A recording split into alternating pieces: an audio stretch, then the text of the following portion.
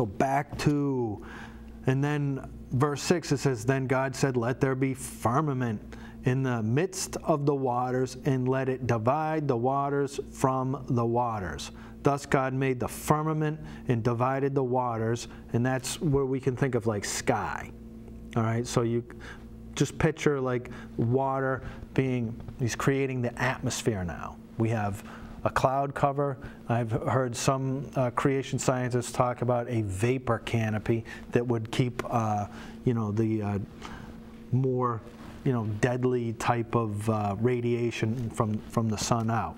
All right, even though it hasn't been created yet. And it says, thus God made the firmament and divided the waters which were under the firmament from the waters which were above the firmament. So he's talking about the atmosphere here. So he's created that. And it says, verse 8, and God called the firmament heaven. And so evening and morning were the second day.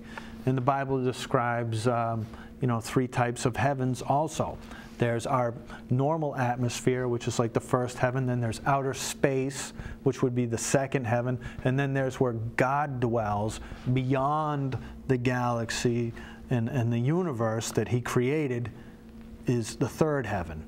Paul the Apostle was caught up to the third heaven, and he says he says he couldn't even express what he saw. There was no words, because we have a limited, God's made us limited, and we're not able to, he wasn't able to express that, but it was so beautiful. And then it says, verse 9, it says, then God said, let the waters under the heavens be gathered together into one place. Let the dry land appear, and it was so.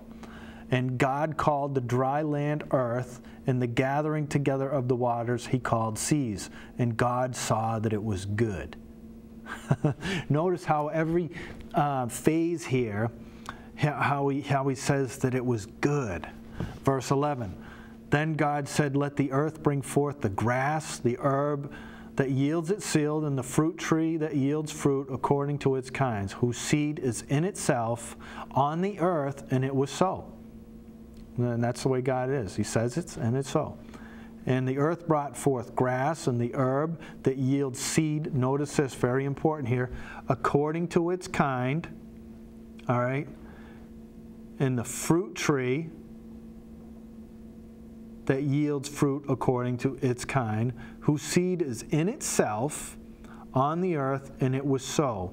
And the earth brought forth grass and the herb that yields seed according to its kind, and the tree that yields fruit, and those seed who are in themselves according to its kind. And God saw that it was good. And so evening and morning were the third day. All right? Now I want you to know right there, so this is, the dry land appears on day 3, and then God speaks into existence all the trees and the life, and he says that everything is contained within itself, within the seed. And so you notice that he has all these trees and everything, that the fruit trees, if I go out and I plant an apple seed, I'm not going to ever get pumpkins. If I plant corn, I'm not going to get a pear. Right? Every seed has its own code and information, all right? Get that, information that's in there. And it says, and God made everything according to its kind. That is an actual scientific statement here in the Bible. And I want you to know that there's a progress, a logical progress of creation, all right? Even though, the sun, the moon, and the stars don't appear until day 4, all right? This is a logical creation because God is light. All right, so he is able to do this, and probably the light that he has probably caused these things to grow so much faster, even though he could have just spoke and said grow, And the idea of creation is, if God creates a tree, all right, that tree in its created process has an idea that would convey to us, we would look at it and we would say that tree is 60, 70 years old based on its size. So it has, its appearance looks old even though it was just made, okay? And I want to commend, for those of you who really want to get into this whole creative thing, because I'm not a scientist. I love science, so I like digging into this, but you know, I like to let the scientists, true scientists, do this. ICR, www.icr.org, Institute for Creation Research, does some amazingly scholarly work.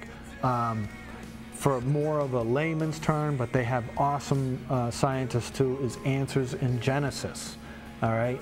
And we'll put up those two links for you, and you can go visit those websites, and they do an excellent job of showing from science, how scientists indicate that evidence points to creation, or you'll even hear now, you know, intelligent design, which Ben Stein did a recent documentary called Expelled, where he went through and he exposed how academia today has its own good old boy club, that if anybody comes out in favor of intelligent design, if you mention intelligent design, you can check out that movie by Ben Stein, Expelled.